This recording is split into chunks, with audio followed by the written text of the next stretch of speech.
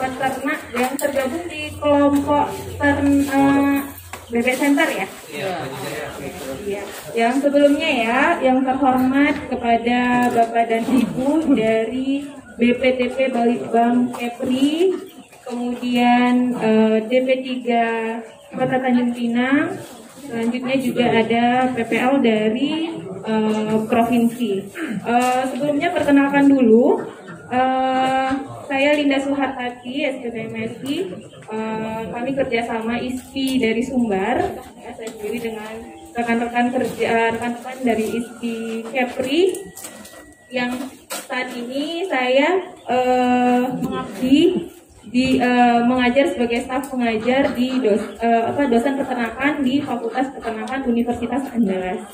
Kebetulan saya juga memang orang asli dari Kepri, lagi liburan di sini sebetulnya, nggak liburan karena kuliah lagi online, jadi menyempatkan pulang sebentar, terus kemudian ada acara ini, jadi insya Allah bisa saling bersinergi di sini gitu, berbagi informasi, sharing seperti itu ya Bapak dan Ibu. Baik, di sini yang akan mungkin beberapa informasi yang akan saya sampaikan ini terkait bidang kajian saya itu adalah di bidang pemuliaan, khususnya memang di peternakan unggas, breeding di situ. Jadi terkait penetasan seperti itu. Nah, ini kita lihat dulu kondisi pembibitan di lapangan.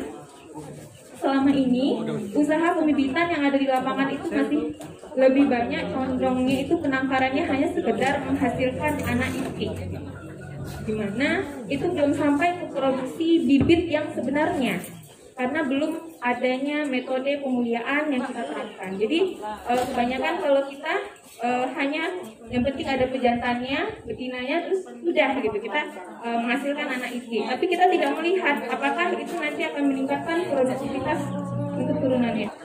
Terkait kondisi pembibitan di lapangan saat ini. Jadi belum diterapkannya metode pemuliaan maupun upaya-upaya lain untuk perbaikan kualitas secara genetis. Nah, itulah mungkin nanti yang akan kita luruskan sedikit seperti apa, bagaimana cara menseleksi secara sederhana ya, apa yang bisa kita lakukan. Nah, ini ada beberapa jenis ternak itik dulu, yang ternak itik lokal yang ada di Indonesia. Nah, kalau kami sendiri dari Sumatera Barat itu ada 4 jenis itik lokal dari Sumatera Barat, di mana 2 diantaranya itu sudah ada penetapan SK-nya, yaitu itik bayam dan juga itik pitawar. Yang 2 lagi itu adalah itik payakumbuh dan juga itik tamang yang masih proses dalam untuk penetapan SK-nya. Jadi berdasarkan dari jenis-jenis itik ternak itik lokal, ternak itik lokal di sini yang paling umum yang sering dibudidayakan itu adalah itik Mojosari. Kalau Bapak di sini beternaknya rata-rata itik apa? Mojosari ya. Nah, dan juga ada itik Arabio. Nanti ada juga penjelasan sedikit tentang itik master. Nah, hal ini juga terjadi di Sumatera Barat, di mana memang itik lokal jadinya kalah bersaing dengan itik Mojosari. Justru di Sumatera Barat itu malah banyak yang beternak itik Mojosari. Padahal itik lokalnya itu ada, cuman karena produktivitasnya belum seperti itik Mojosari, sehingga masyarakat peternak itu masih cenderung ke Mojosari. Nah, itu juga PR bagi kami untuk meningkatkan ternak lokal tersebut. Nah, ini untuk tampilannya ya, gambar dari jenis itik tadi. Nah, ini bagaimana caranya? Sebelumnya kita dalam melakukan peningkatan mutu genetik yang sebetulnya perlu kita pahami itu ini, dimana performa dari itik kita itu ada 30%-nya itu dipengaruhi oleh genetiknya, dan 70% itu adalah lingkungan. Lingkungan itu seperti manajemennya gitu. Nah, jadi jika lingkungannya sudah bagus, tapi kalau genetiknya sudah tidak kualitasnya tidak bagus, itu juga nanti performanya tidak bagus produksinya seperti itu. Nah, jadi perlu kita pahami terlebih dahulu. Nah, jadi perbaikan mutu genetik itu intinya cuma dua, kita melakukan seleksi, kemudian kita lakukan perkawinan. Apakah itu nanti masih pada rumpun yang sama atau kita bisa melakukan persilangan seperti itu. Nah, contohnya nanti kalau persilangan itu itik master ini, gitu. Nah, ini itik master merupakan hasil perkawinan dari itik mojosari jantan terseleksi dikawinkan dengan itik alabio betina terseleksi.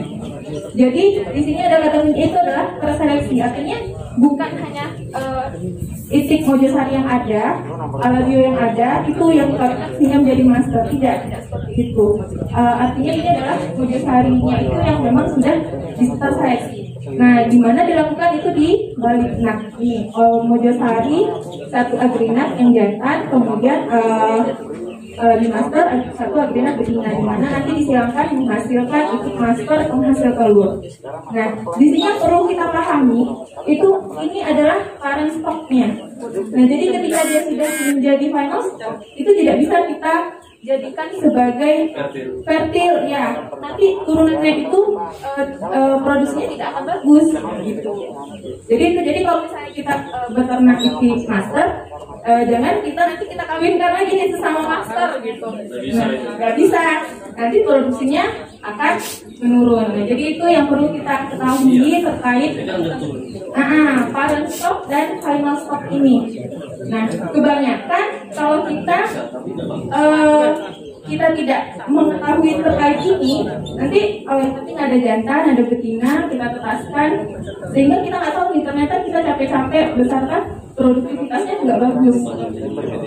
Jadi kalau misalnya sudah ada seperti ini, master ya udah berarti untuk komersil saja, tidak bisa. Nah, cuma di sini kalau misalnya dia betina, itu kalau kita budidayakan bisa kita jadikan itik petelur. Kalau dia jantan, maka kita jadikan sebagai pengemukan itu itik kotor untuk ukuran sedang. Seperti itu. Ini jika itiknya sudah hasil persilangan. Beda lagi kalau misalnya kita beternak itiknya itik mojosari lokal. Kalau itu masih bisa kita perbaiki. Nah, itulah yang nanti mungkin akan diarahkan untuk bagaimana cara kita melakukan seleksi lah sesederhana yang bisa kita lakukan untuk menghasilkan pelutas seperti itu. Nah, ini terkait itik master ini ya. Nah, ini tampilan dari itik mojosari jantan, betina, alabio jantan, betina, dan juga yang sudah disilangkan ini adalah itik master jantan dan betinanya. Keunggulannya itu ini umur pertama bertelurnya itu lebih pendek, produksi telur selama 1 tahun itu lebih tinggi. Kemudian penentuan jenis kelamin pada saat menetas itu dapat dilakukan dengan lebih mudah. Itu berdasarkan warna kulit. Kalau bisa kita lihat ini lebih mudah kita dalam melakukan perbedaan yang jantan dan juga betina. Nah, ini seleksi tadi, artinya seleksi itu sebenarnya kita tinggal pilih-pilih yang bagus-bagusnya saja. Gitu. Jadi nggak semua, kalau misalnya kita punya ternak mojosari, bapak dan ibu punya ternakan mojosari, nggak semuanya bisa kita, penting ada jantan satu populasi, nggak semuanya gitu. Jadi kita juga harus menseleksi yang bagus-bagus aja gitu. Jadi kalau produksinya nggak bagus, jangan kita jadikan sebagai pembibit gitu. Intinya seperti itu saja sebenarnya. Cuma kalau kebanyakan kan semuanya gitu ya, yang penting kita tetapkan. Ya gimana? Hijau. Ya. Nih. Apanya? Untuk telurnya masih warna putih atau hijau? Yang mana? Cangkang telurnya Bu. Ya. Master hijau. Di sini hijau. Ya. Karena lebih itu putih kan? Ya, hijau nih di sini. Di sini kalau kita lihat rata-rata produksi telur per tahunnya itu lebih tinggi, ya. Ukurannya 265 atau 15% lebih tinggi. Puncak produksi telurnya itu 10-15% lebih tinggi. Umur pertama bertelur itu lebih cepat, ya, 4 minggu lebih awal masa produksi telur. Rasio penggunaan pakannya, kemudian tingkat kematannya juga lebih rendah seperti itu. Nah, jadi ini intinya kita melakukan seleksi, jadi kita pilih aja yang bagus-bagus. Nah, apa dasar kita melakukan seleksi? Apa sih sifat yang kita lihat gitu? Nah tentu bapak dan ibu harus ada recording yang bagus dulu gitu. Kita nggak bisa memilih kalau kita nggak tahu ini produksinya seperti apa gitu. Jadi minimal dalam satu populasi. Nah, iya karakteristiknya, kriterianya seperti apa sih gitu. Kalau misalnya untuk unggas itu telur, unggas di sini artinya bisa ayam, bisa itik gitu ya. Nah biasanya itu yang dilihat ya produksi perharinya, kemudian umur pertama dia bertelur, persistensi produksinya, efisiensi pakan, kualitas dari telur tersebut, apakah kekuatan kekebalan kerabang, kualitasnya seperti itu, beratnya seperti apa, daya tahannya itu yang kita lihat. Kalau misalnya untuk ayam atau itik jadi tentu mengarahnya ke pertumbuhan. Jadi itu yang kita lihat. Nah, ini kalau kita melakukan seleksi saat DOD. Nah, kalau DOD tentu kita melihat berat badan yang ideal dulu. Ini mudah ya, kita lihat yang aktif, yang lincah. Kalau yang hanya diam, itu jangan kita jadikan sebagai pembibit. Langsung kita kaling ya. Kemudian kakinya nggak ada kelainan, ininya yang sehat yang kita lihat. Kering, halus, kering, bisa kering dan kemudian kalau yang darahnya usahakan titik itu kurang dari 25 minggu, artinya yang cepat yang kita ambil. Nah, berat badannya kita sesuaikan dengan tipe itik kita. Nah, kemudian rangkainya seperti apa, apakah bentuknya sempurna, bulu badan itik terlalu sempurna, bagian belakang tubuh itik membesar dan catatan riwayat penyakit. Yang penting di sini adalah ketika kita menseleksi, kebanyakan seperti kalau saya mencontohkannya di Sumbar gitu, itik lokalnya itu sudah sulit untuk mencari yang murni. Kenapa? Karena kalau peternak itu memelihara kan di sawah. Ya, di Kembaran. Udah ada campuran. Jadi kalau kita lihat ini warnanya udah ada belang-belang. Campur, iya, sudah belang-belang. Jadi sulit kita mencari misalnya itik tumbuh yang murni gitu. Jadi kita memang perlu kita lakukan seleksi sehingga kita menemukan yang betul-betul murni dari payakumbuh gitu. Nah ini juga jadi pertimbangan. Jadi kalau misalnya kita ingin menseleksi satu jenis itik, itu harus kita lihat dia murni atau enggak gitu. Diusahakan yang murninya gitu. Jangan yang sudah ada campuran-campuran gitu. Nanti kita nggak tahu nih komposisi genetiknya itu seperti apa. Nah, selanjutnya bagaimana cara mengawinkannya? Nah, mengawinkan itu ada dua. Ini kalau pada umumnya kan menggunakan kawin alam ya. Jadi artinya dilakukan kandang pokok, kemudian kita perhatikan rasio jantan dan betinanya. Nah, kemudian IB bisa menggunakan dengan IB. Nah, kalau pada IB itu dia harus menggunakan kandang bercerai. Nah, saat ini kalau berbeda antara ayam dengan itik, kalau itik memang agak lebih sulit dalam melakukan penampungan semennya, karena ketika kita menampung semennya itu hanya berada di bagian kloaka. Beda kalau kita menampung semen pada unggas. Kalau unggas itu lebih mudah. Mungkin bapak dan ibu ada yang sudah pernah melakukan IB pada unggas ya, ada ayam itu lebih mudah kita nampungnya. Tapi kalau pada itik ini memang agak sulit. Ya, jadi kita memerlukan alat. Alatnya itu aspirator, artinya aspirator itu dia menghisap semen tersebut gitu. Nah, jadi kami sendiri dari Fakultas Peternakan kemarin juga sudah mendesain aspirator sederhana. Jadi menggunakan alat-alat yang mudah yang ada di sekitar kita, bisa kita rakit sendiri gitu. Kalau kita lihat desainnya seperti ini. Ini alhamdulillah sudah kita daftarkan HKI paten sederhananya dengan tim, ada saya sendiri dengan Ibu Dr. Rilianova juga. Tapi saat ini masih dalam proses penyempurnaan, artinya ini masih desain dari awal gitu. Jadi kalau misalnya sudah menggunakan IB ini sebetulnya lebih efisiensi lagi gitu. Jadi kalau kita menampung itu justru lebih bisa banyak ke betina, karena nanti kan semennya itu akan kita lakukan pengenceran, jadi lebih bisa banyak gitu. Cuman kalau lebih mudahnya itu ya dengan kawin alam. Jadi tinggal dari satu populasi itu ada perbandingan rasionya antara satu jantan dengan 8 atau sampai 10 ekor betina. Nah, ini kalau untuk penetasan, mungkin Bapak dan Ibu di sini juga sudah banyak yang melakukan penetasan, mungkin ya sudah ada yang melaksanakannya di masing-masing peternaknya. Sudah ada, Bapak? Sudah ada? Belum. Baru mulai. Nah, ini baru nih, Pak. Oh, ya ini yang sudah otomatis gitu ya. Tapi kalau kita mau sederhana, ada yang Dari karton ya. dari karton ya. Tapi kalau karton itu emang masih agak sulit. Tapi kalau misalnya mesin tetas yang sederhana, artinya masih manual, itu sudah, maksudnya cukup efisien lah kalau kita gunakan gitu. Nah, inti dari penetasan itu sebetulnya ada dua ini, suhu dan kelembapan.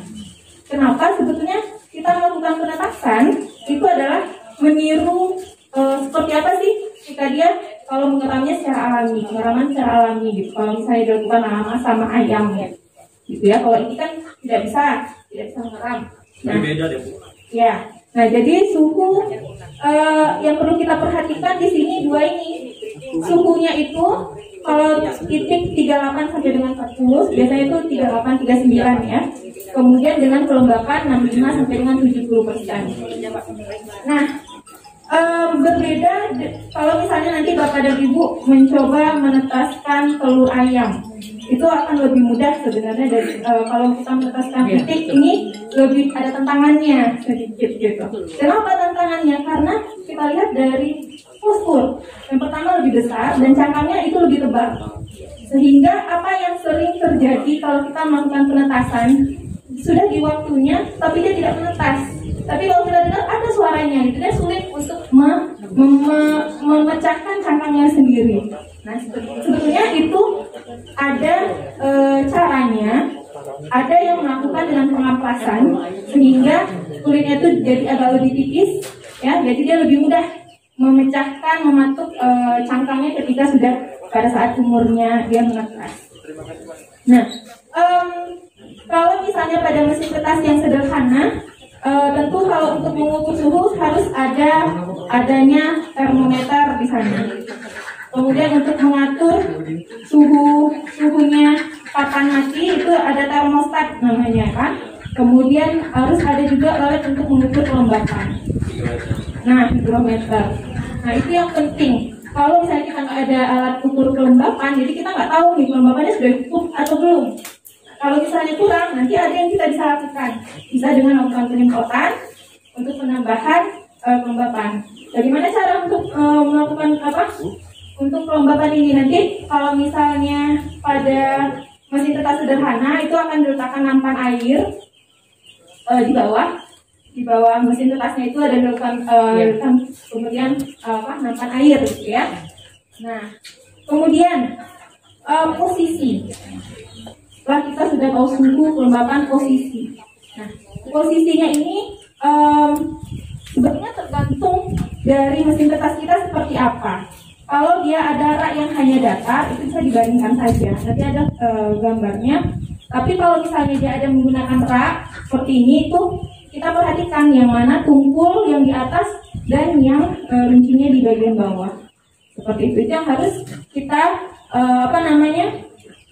perhatikan. Kalau kita salah saja meletakkan, itu nanti nggak akan menetas karena dia berkaitan dengan posisi kantong udaranya, gitu. Kantong udaranya itu harus berada di bagian atas, seperti itu. Nah, kemudian apalagi yang perlu kita lakukan itu adalah peneropongan. Nah, peneropongan ini tujuannya apa? Sebetulnya untuk kita tahu apakah telur kita itu fertil atau infertil dan kapan kita lakukan. Nah, ini berkaitan. Jadi untuk mengatasi supaya tidak banyak yang infertil artinya tidak dibuahi, dia kosong gitu ya, hanya untuk perlu kita perhatikan.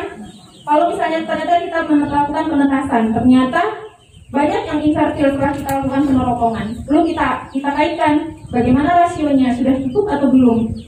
Itu bisa kita kaitkan di situ. Kok bisa dia lebih banyak yang infertil? Karena nanti kalau terlalu banyak yang infertil, itu dampaknya itu adalah merugikan kita, gitu kan? Karena akan semakin sedikit telur tetas yang akan kita hasilkan. Nah, bagaimana ciri-cirinya? Itu sebetulnya mudah. Jadi untuk penerapangan itu bisa kita lakukan hari kelima. Hari kelima, kalau misalnya kita sudah mahir, hari keempat sebenarnya sudah bisa kita lihat. Kita lakukan peneropongan. Kalau misalnya dia hanya bening saja, itu artinya dia itu infertil. Itu bisa langsung kita keluarkan. Kalau masih waktu 3 hari itu 3 hari 4 hari kalau kita keluarkan masih bisa kita konsumsi, cuman kualitasnya itu sudah tidak bagus. Kalau kita pecahkan itu kuning telurnya itu sudah menyatu gitu ya, sudah menyatu gitu. Kalau untuk dijualkan lagi itu mungkin harganya mungkin sudah turun karena kualitasnya sudah kurang bagus gitu. Nah, nanti ada lagi peneropongan kedua. Peneropongan kedua ini untuk mengetahui apa? Untuk mengetahui apakah telur, kan pada peneropongan pertama kita udah tahu nih, yang infertil kita keluarkan. Berarti yang di dalam itu adalah telur-telur yang fertil. Nah, peneropongan kedua itu untuk kita tahu apakah telur fertil kita tersebut berkembang atau dia mati. Nah, itu bisa kita lihat. Kalau dia nanti hanya hitam saja semua, oh itu berarti dia sudah mati, itu cepat kita keluarkan. Kenapa? Nanti kalau dia busuk di dalam, bisa kalau kita nggak tahu, sampai hari dan ke-8, nanti bisa aja dia meledak gitu ya, karena kan dia udah busuk tuh di dalam. Nah, nanti bisa mengganggu telur tetas yang lain. Maka perlu kita lakukan peneropongan. Nah, kemudian yang penting lagi di situ adalah pemutaran telur. Pemutaran telur. Nah, jadi pemutaran telur ini sebetulnya tujuannya adalah agar embrio itu tidak menempel di salah satu sisi, salah satunya, sehingga juga selain itu juga mendapatkan memperoleh panas yang sama gitu. Nah, jadi pemutaran telur ini kalau misalnya kita manual, kalau misalnya telurnya hanya diletakkan, kalau keranjangnya datar itu bisa kita ginikan saja, nggak kita balikan satu-satu gitu ya Pak. Jadi kalau misalnya raknya itu semi otomatis, raknya yang dimiringkan. Jadi tanpa kita menyentuh telurnya. Jadi tergantung dari jenis mesin tetasnya nanti. Ada juga yang sudah otomatis. Kalau otomatis kita nggak perlu lagi. Jadi sudah disetel. Kapan dia mutarnya? Nah, berapa kali kita memutarkan telur itu sebaiknya dilakukan 3 kali dalam sehari. Gitu. Nah, kemudian juga tak kalah pentingnya itu adalah terkait ventilasi.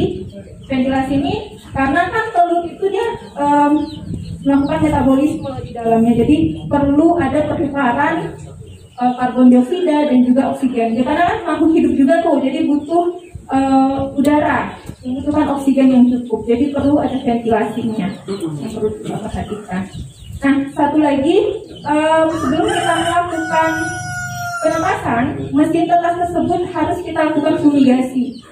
Fumigasi itu artinya kita sterilkan lah seperti itu supaya mesin tetasnya itu steril gitu ya, tidak ada bakteri ataupun apalagi kalau misalnya mesin tetasnya sudah kita lakukan berkali-kali. Jadi pokoknya setiap sebelum kita lakukan penetasan harus kita fumigasi, dan setelah lakukan penetasan, setelah kita bersihkan kita lakukan fumigasi lagi.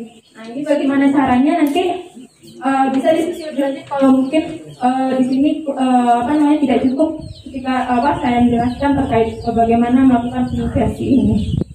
Nah, ini kalau untuk telur ini kan 28 hari, tapi ada juga 29. Kalau yang cepatnya itu 27, tapi normalnya itu 28. Beda kalau misalnya ayam itu lebih cepat lagi gitu ya. Nah, kemudian, ini contoh gambar yang kami lakukan oleh mahasiswa di Fakultas Peternakan Universitas Andalas. Nah, ini menggunakan raknya yang datar tadi. Jadi diletakkan aja seperti ini.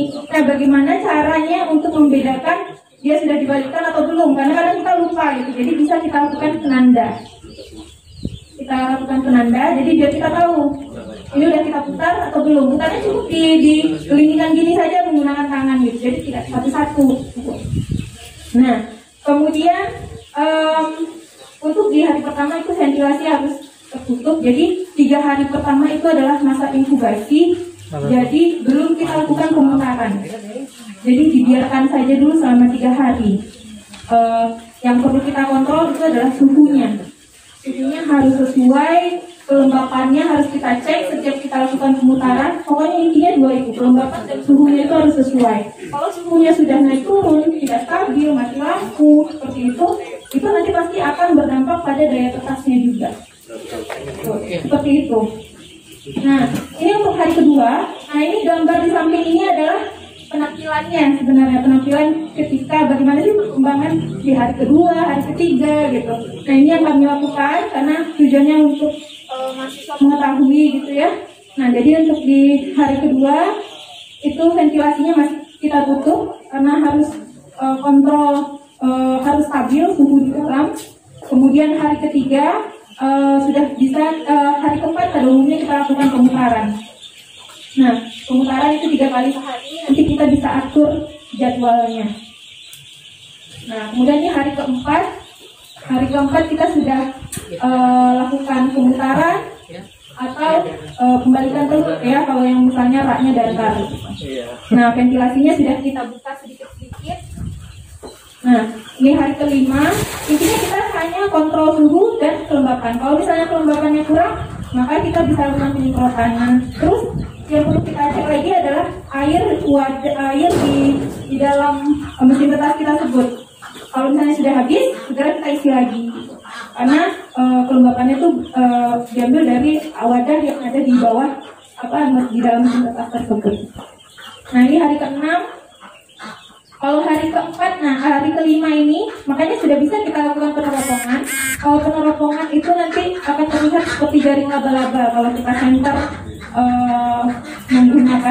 kita teropong menggunakan senter di tempat yang gelap.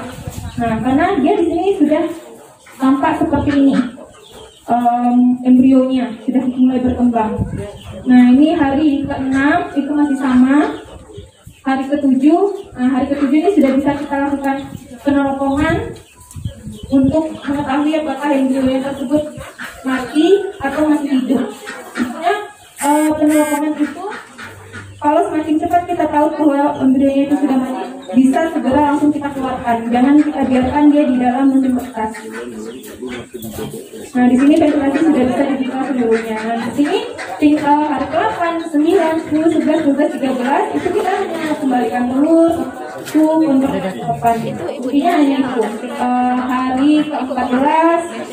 Nah, ini tampilannya perkembangan dari embrio hari ke-8, 9, 10, nah 11, 12, dan 13.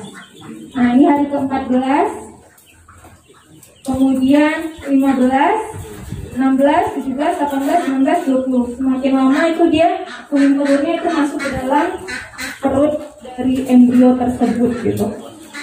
Nah, ini kita masih melakukan pembalikan telur dan kontrol air. Nah, hari ke-21, ke-22, 23, 24, dan 25. Kapan kita menghentikan pembalikan telur? Itu 3 hari sebelum dia mau menetas. Ya, itu biasanya kalau kita masih menggunakan mesin kertas sederhana itu masih menggunakan mesin yang sama. Tapi kalau kita sudah skala besar, nah ini ada alatnya ini. Jadi nanti ini kan untuk penyiraman. Kemudian nanti kita pindahkan ke penetasannya. Jadi nanti dia beda raknya, ya, raknya beda dari dalam ini. Nah, di sini hari ke-22, 23, 24, dan 25. Nah, pembalikan telur sudah kita hentikan, kita hanya kontrol kelembapan.